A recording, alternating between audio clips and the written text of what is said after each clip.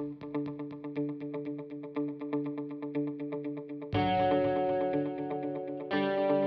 this is Jack Miller, the president of T360, welcoming you to another Fireside Friday chat.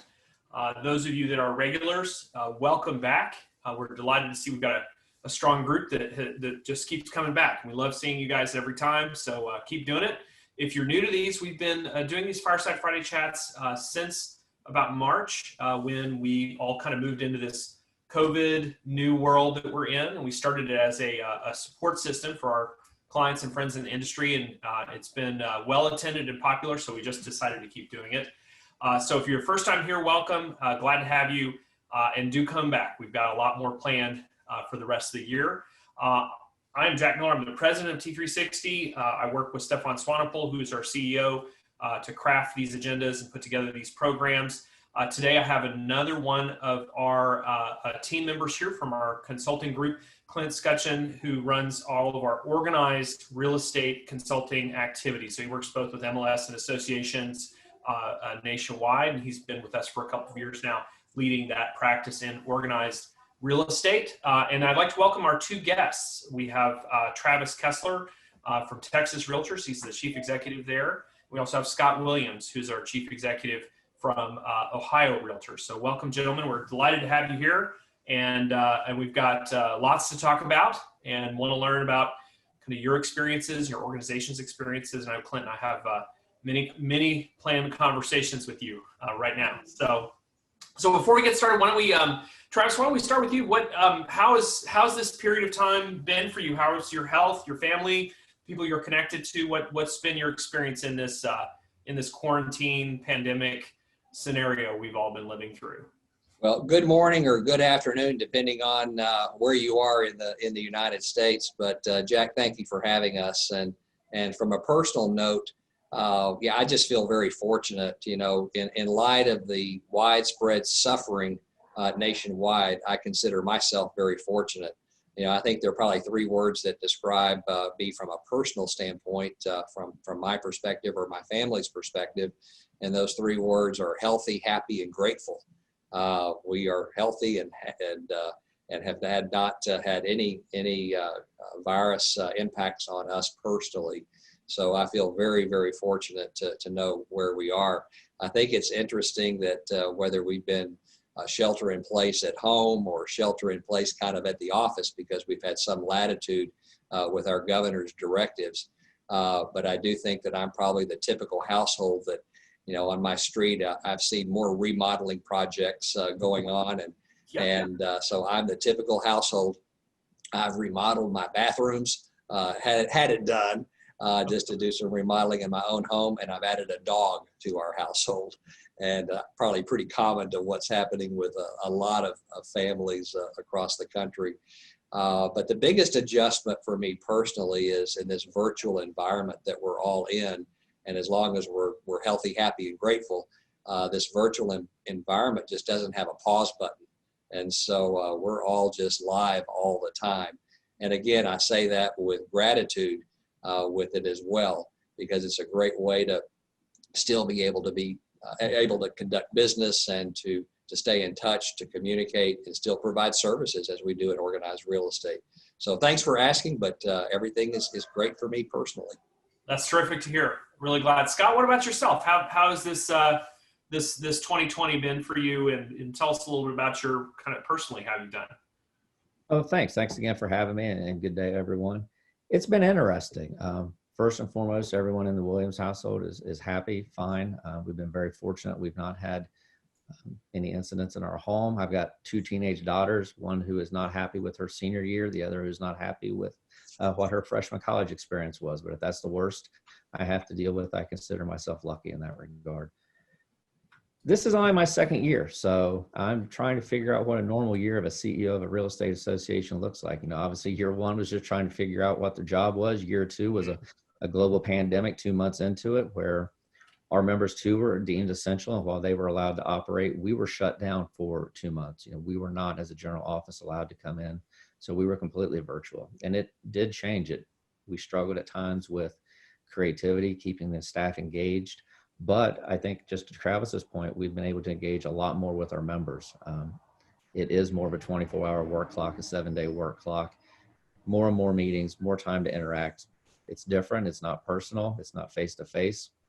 We wrapped up our virtual convention last week, and we tried to do a mix of both business and the social functions. And we did a little awards night where we gave our awards away, but we prefaced that with a toast to the officers and the leadership team we had. And I jokingly said it, but it was really true. I had not been with my president or treasurer in 6 months.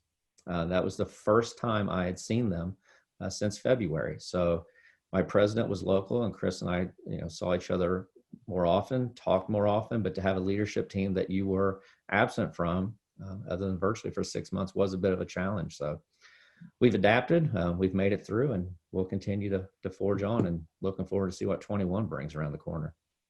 Yeah, I think that resonates with a lot of people, including myself. I mean, I had not seen my business partner, Stefan, and the other executives in T360 since February, up until about 3 weeks ago. And that's been the longest period of time we haven't physically gotten together to meet. And so I really relate to that.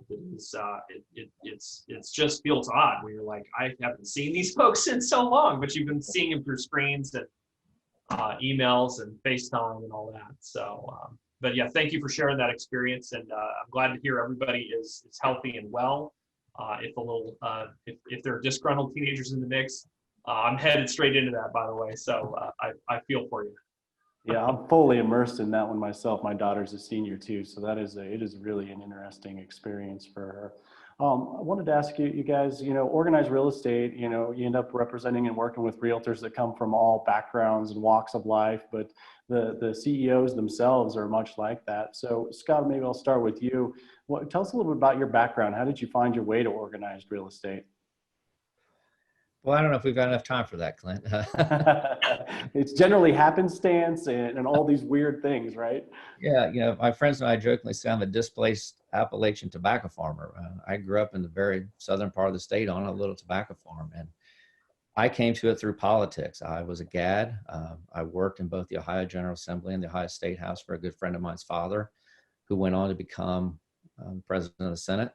That obviously allowed me to take some different jobs. I worked for the Auto Dealers Association, state director at the Ohio Farm Bureau for 5 years, but then I've been with the real estate organization for 18 now, and it's just a place where I've really enjoyed working. I enjoy the membership. It's interesting. It's like I said, auto dealers, farmers, and realtors. I don't think there are more three different groups of people, although the auto dealers and realtors are a little similar. You got your faces on billboards, commercials, you're out there pretty regularly, but really enjoy the issues we've worked on. There's a lot of overlap between what I've done on taxes, what I do on land use with the Farm Bureau, to what we do here in terms of property rights, home ownership, transfer of property. But it's been a road through the legislature. I love the advocacy work. I really enjoyed lobbying my years that I did it. It just got to the point that we're a term limited state.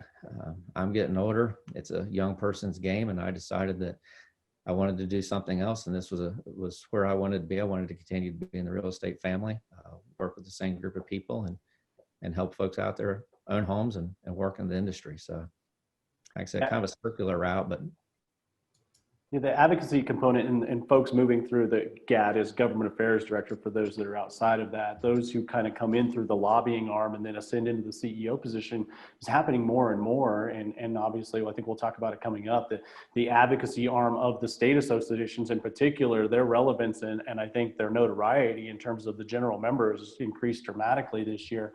Travis, what's your origin story? How did you get into this crazy world of organized real estate? Yeah, Clint, great question. And probably I'm going to answer this in a very unusual manner because I am probably different than most. I've had a lifelong career within organized real estate.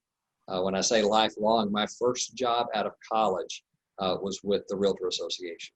And so I've been doing this for a number of years, but feel very, very fortunate.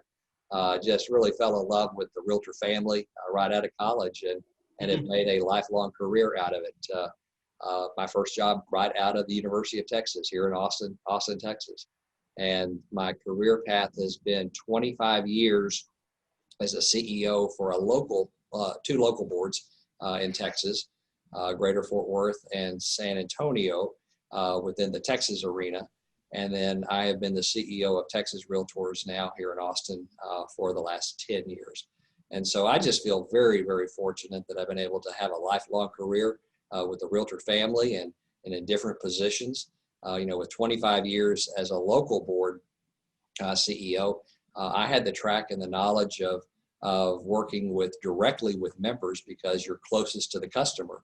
And so being right there made certainly a difference in my book of education and knowledge, but it also gave me the firsthand experience and knowledge of mergers and working with MLSs and dealing with the daily aspect of operating and managing large MLSs as well as part of that umbrella of the Realtor organization. So then coming to the state association 10 years ago, as Scott said, the emphasis is so much more on the advocacy, the relevancy of what we do from a governmental affairs perspective. And so I feel like I've had the best of both worlds, and what a great opportunity to be doing this for the number of years that I have at the local and the state level. But certainly two different mindsets, local versus state, but it certainly is something that I've truly enjoyed and feel very fortunate to be part of the Realtor organization, what you're calling organized real estate. Yeah, so that's a really great background there on both of you, and it helps. I mean, one of the things I've enjoyed about these calls is that we've gotten to kind of get a sense of where different leaders in the industry are coming from and their perspective, and that advocacy and Travis, your perspective having come through a local, Scott, your history in advocacy and the work in that kind of part of the public sector. It colors how you lead the organization. It really lends to where you take people, which is a good segue to talking about kind of where are your organizations today? How are your markets? How has COVID impacted your members? How has it impacted your staff? Like what does this year look like from your perspective? And before the call, you did share some pretty remarkable stats on your markets, which I'd really love for you to share again for this audience, because they're really remarkable. But why don't we start with you, Scott? Tell us a little bit about how Ohio has looked and anything you can share from a trends perspective or impact perspective. Sure. Going back to January, Ohio was one of the first states that shut down. About 15 days into it, we were deemed an essential service along with a number of other business activities. So while the market slowed, it did not stop. We saw a very steep drop. Folks just weren't comfortable having members in their homes. Folks weren't sure what the world was going to look like. So a lot of the people who were on the market came off, but then there were others who continued to have to sell or were less concerned about what they saw out there. Now that said, I'm going to read this because I'll get it wrong. Math not being a political science is first language. This August, we're up 4.2%. So we have seen what my members refer to as almost a crazy market. It has rebounded hard. This is the second straight month of an uptick of that level we have seen. When I talk to my members, the biggest challenge is inventory. There's just not a lot out there. Columbus market usually has around 24,000 homes in the MLS, or around 2,400 right now, just as an example. My president-elect is from the Cleveland area, and I was with him earlier this week.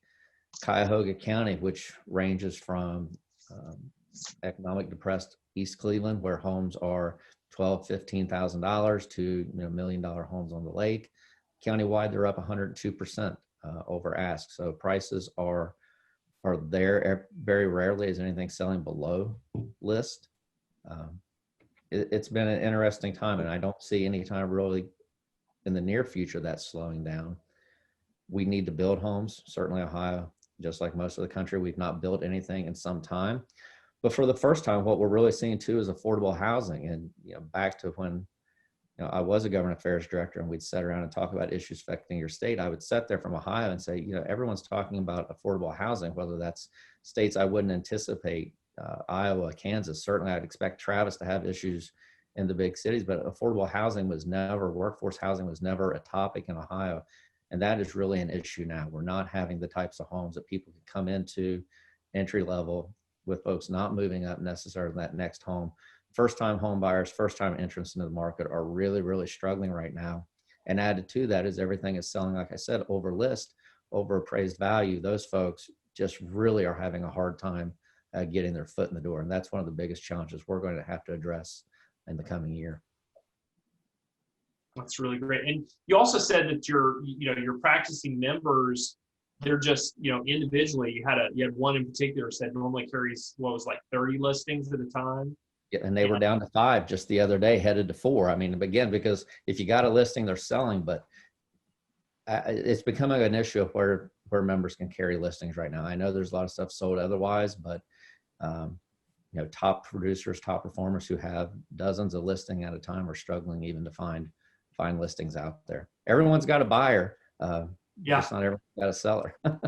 Yeah, it's a similar story we've heard in other markets. Travis, what about trends in Texas? You shared some stats with us earlier as well, and talk to us about the Texas markets.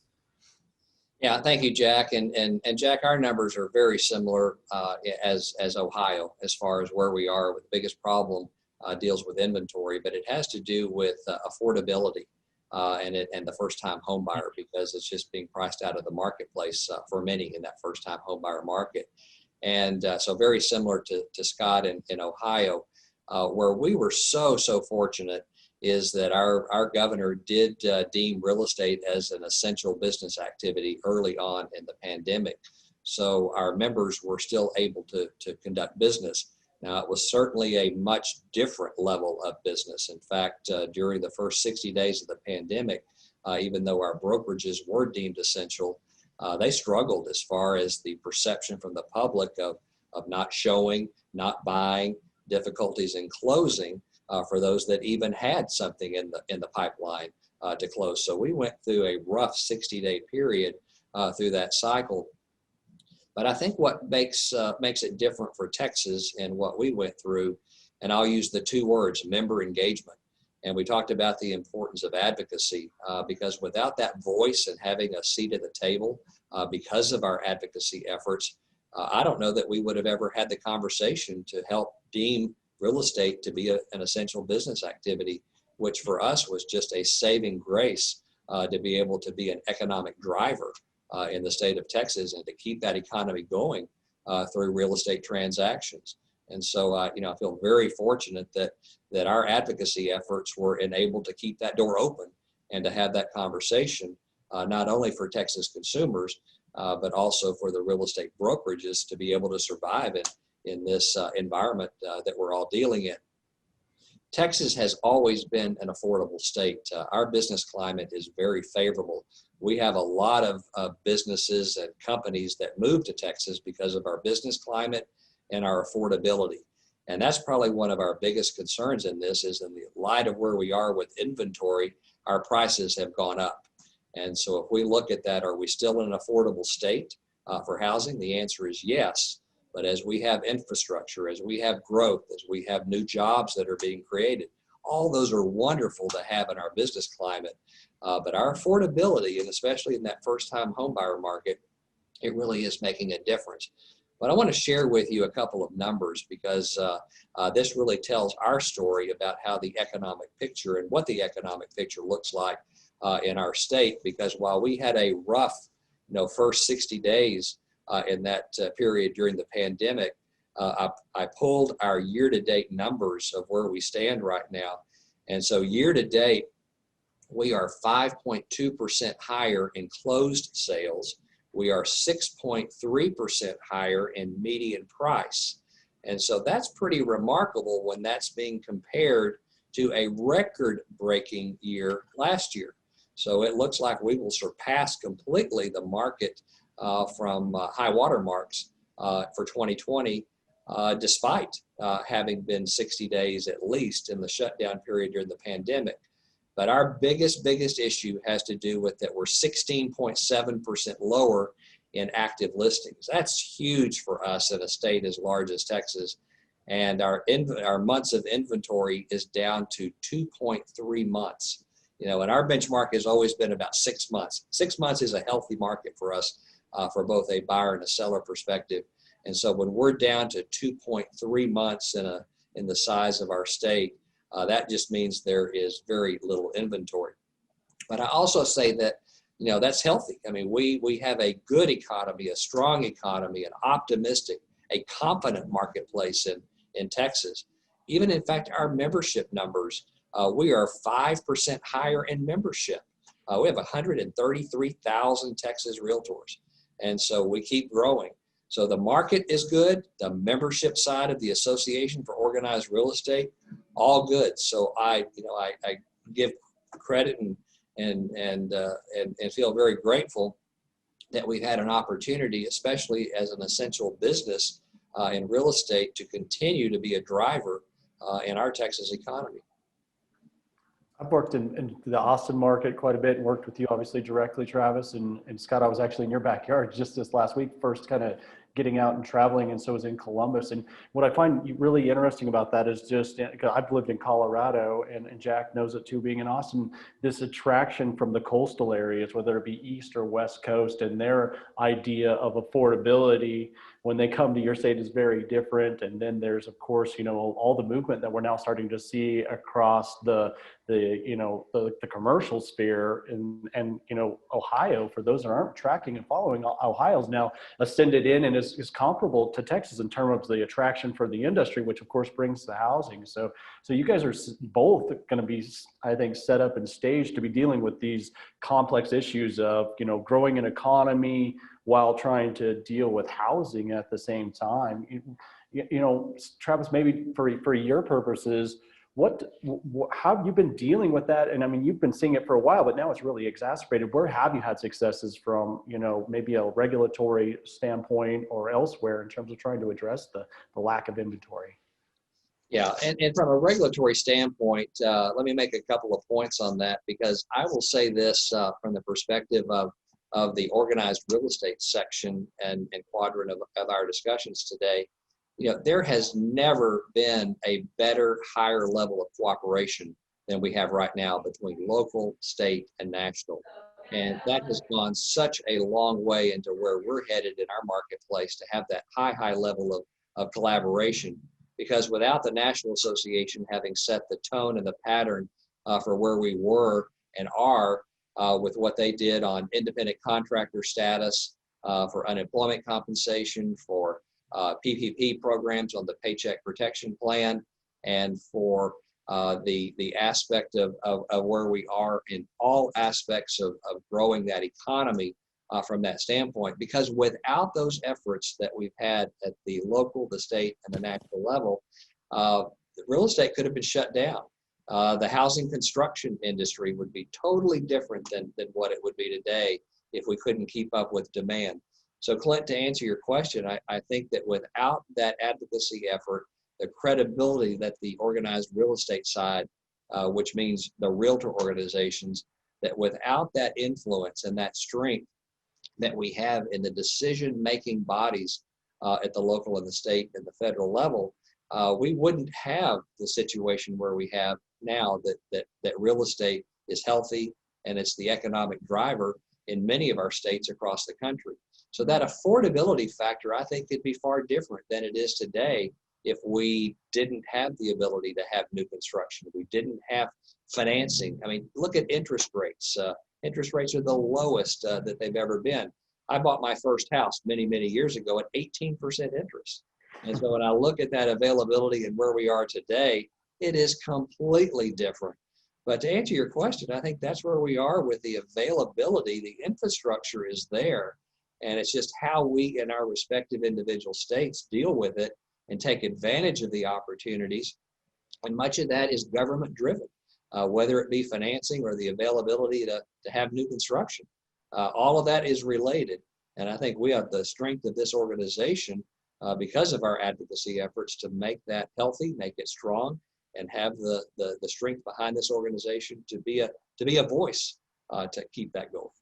It's funny, Travis, because you're talking about the ongoing efforts that allowed you to really rise to the occasion under the COVID circumstances. And Scott, I'm curious, to me, it seems like from the work that I've done around the country, the state, while it was just, well, of course, they're out there doing that on my behalf by the general realtor, wasn't really as recognized. But when we started talking about essential services and like whether they could get out of their house and do their jobs day to day, all of a sudden your relevance, the activities that you do on an ongoing basis to have those relationships that are addressing housing affordability and all those other aspects came to the forefront over the last 6 months. What's that been like for you? And I know you've done some unique things to kind of not only elevate yourselves in terms of your importance, but to gather information along the way so you could go armed with good data to help with those efforts. No, you're right. I mean, the essential service was key. I mean, some of our neighboring states had different scenarios, different setups, countywide pieces, not at all. For us, it was absolutely critical to keep us going. It certainly changed the way my members had to do business.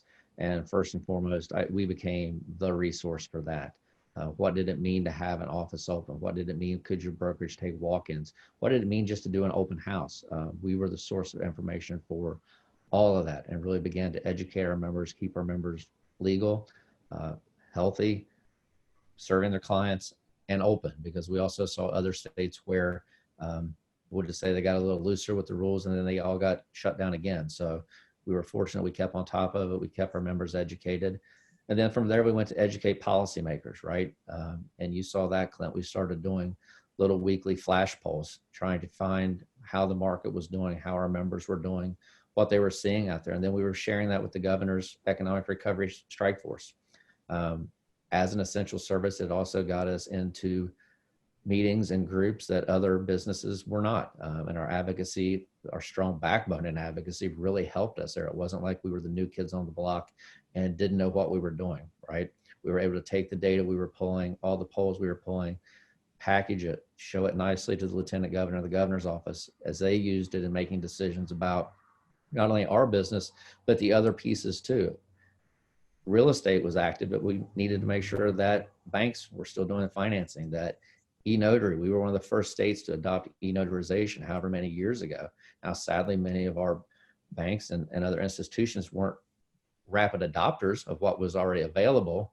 So getting that done, making sure the recorder's office were open, the auditor's offices were open, building offices were open to pull the permits that Travis talked about to allow the construction to continue. We're all a part of making sure the overall industry worked. From there, we've been able to continue the conversation. I mean, just yesterday, we had a conversation with the administration about items we were still finding. We started to do more surveys now on affordable housing, on barriers to entry, whether that's college debt, whether that's down payment, and have that conversation with Jobs Ohio on the economic development side.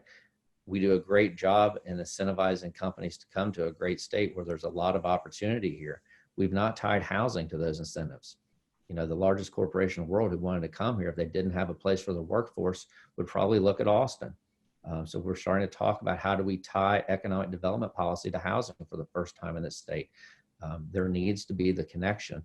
You just can't be out there seeking to bring companies in where there's not a place for their employees to live, work, and play, as we say here. So what we did during the pandemic has allowed us to continue those conversations, bring us to different audiences, and, you know, again, help further our members' interest in the real estate economy here.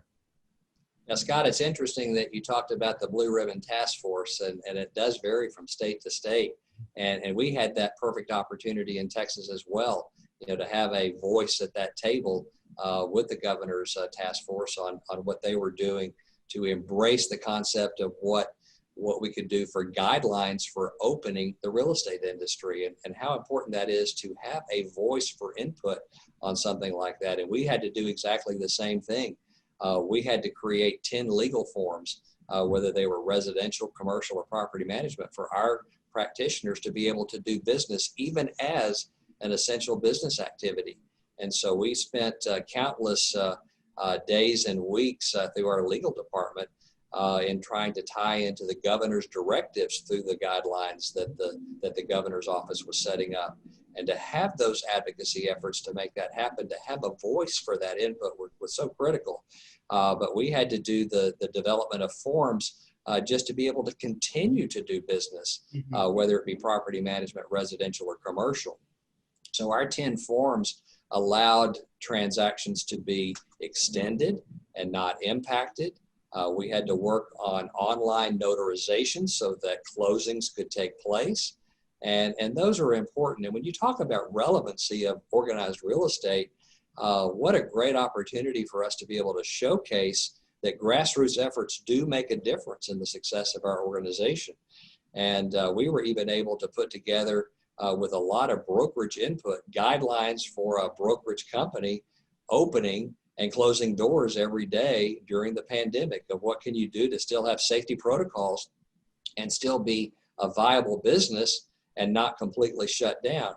And I think those governors' task forces that are across the country that were put together, looking at grassroots efforts of organized real estate, truly made a difference to make all of that work and still have social distancing and safety protocols that were in place. But we can't diminish the value of the government and what the government enabled us to do as organized real estate. And you're right too, Travis. I mean, this hasn't ended. I mean, I know you're working on the same things. We just got our civil immunity bill passed late last week, allowing companies who take all the safety protocols in place to still be able to operate and have protections in place from lawsuits. CE extensions. It continues today. While it seems like we are coming out of the pandemic, coming out of the shutdown, the impact that's had on our industry will be ongoing for some time. Mm-hmm.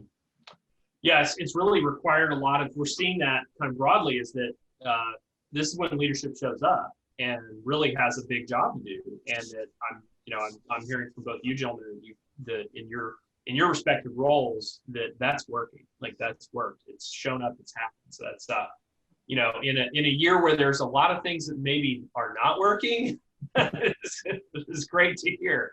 So I'm going to take us a little different direction, and then we're going to come back.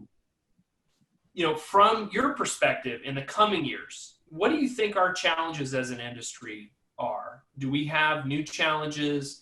Is it the same challenges? They just showed up in a different suit?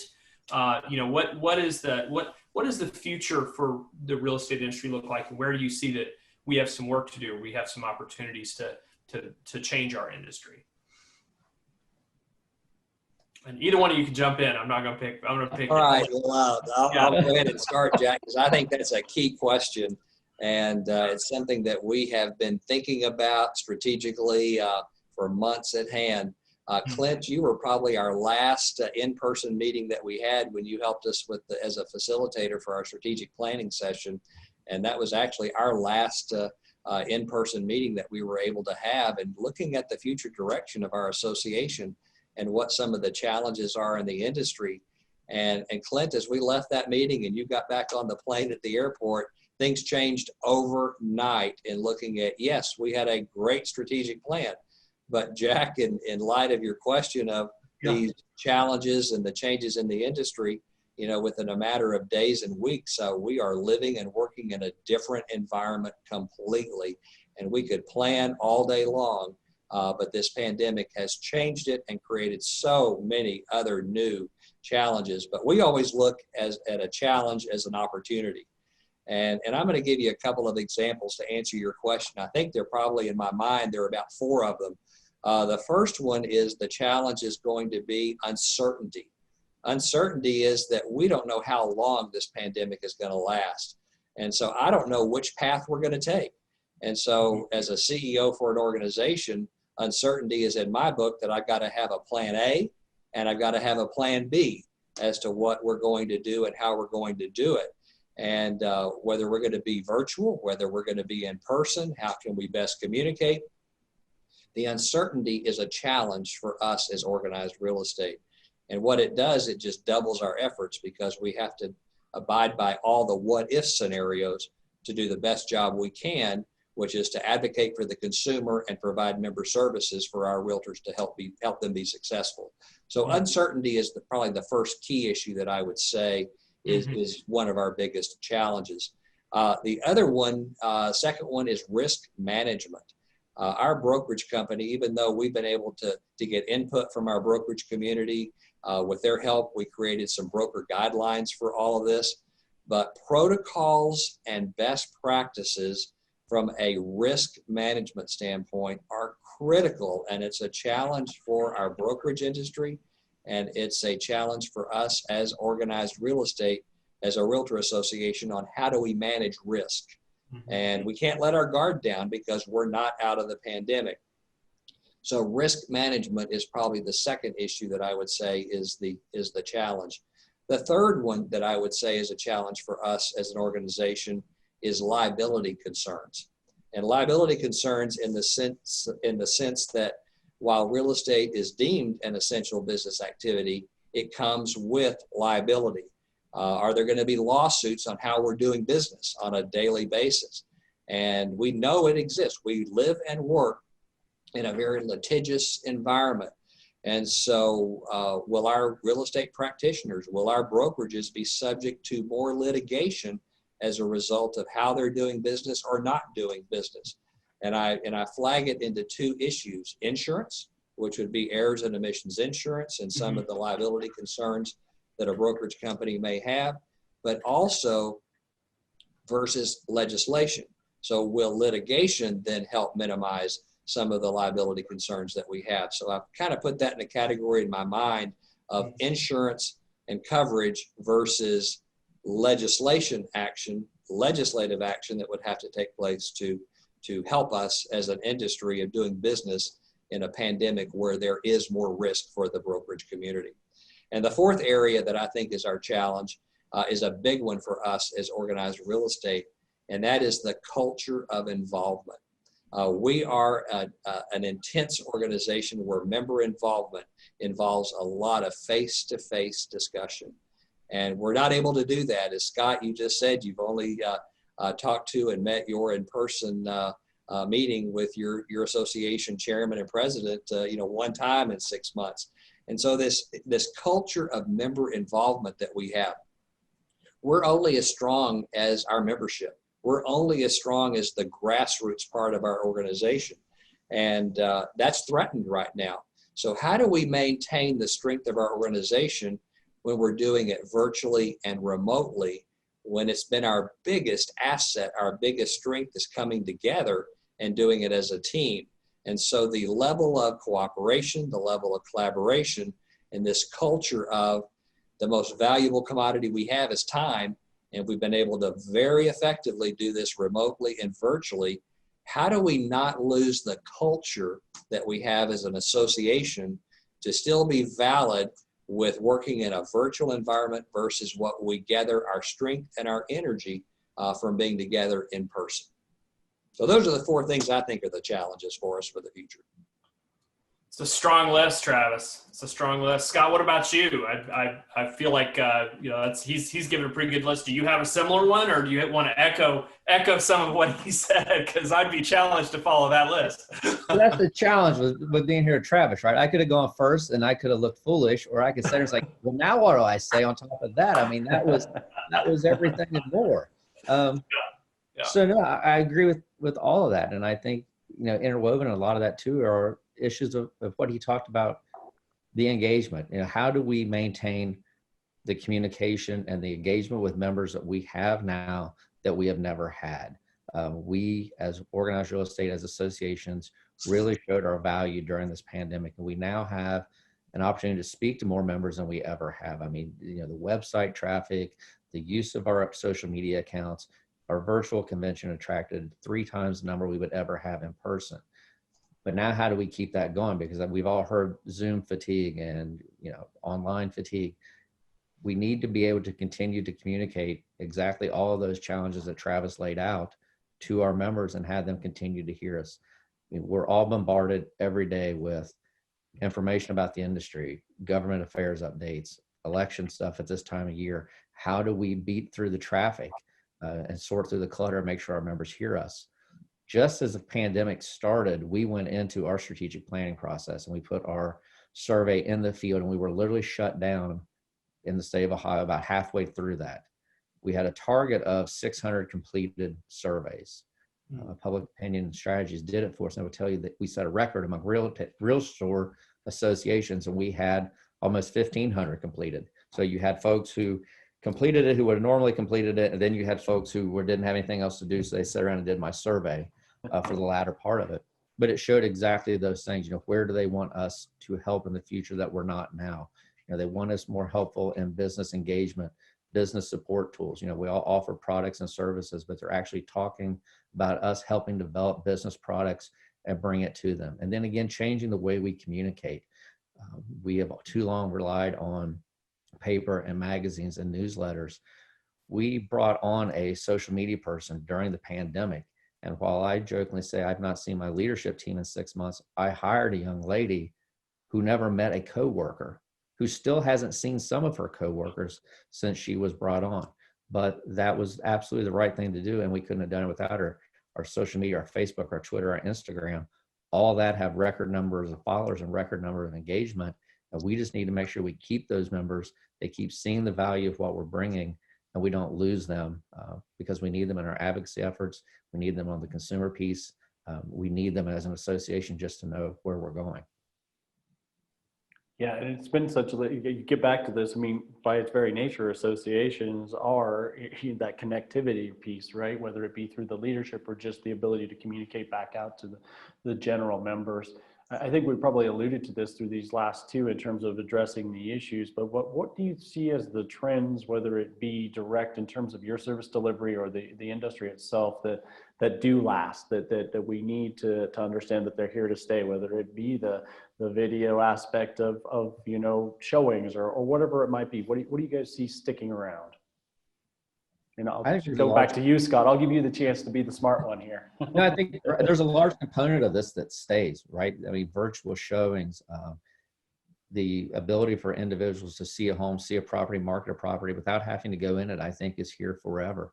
And I think that's the same with how we interact. I alluded to, we have about 700 people that will come to our meetings in person. We had 2,500 come to a virtual. We have 1,500 people in a CE session. While Travis's point is, we all want to get together and work and talk face to face. I think there's a part of our meeting structure that will always remain a virtual option, because I think what we realize is what we already knew. You have to be cognizant of the time away from business, the expense involved in travel and coming to these places that we now learn we can deliver to an entirely different audience who wants it in a way that doesn't impact their lives or their businesses so harshly. Travis, anything to add on to that? And I'll go next on that scenario, because I think the trends have changed. I think, Scott, your point of talking about virtual showings and the virtual aspect of doing business, but I'm going to go back to that. While it's a trend and while it's been effective, I'll go back to one of the challenges, and that may be the liability and some of the risks that come with that, because is it as thorough as it had been when it was done in person? And I think we may see more litigation as a result of the virtual environment of doing business from our brokerage standpoint, from the practitioner standpoint, that is kind of scary. I mean, I think we're going to have to look at what the long-term impact will be for that. Because I do find that it's really interesting on the home buying and the home selling trends that are out there of what our home buyers and home sellers are looking for as a result of the pandemic. I think that trend is going to change as well.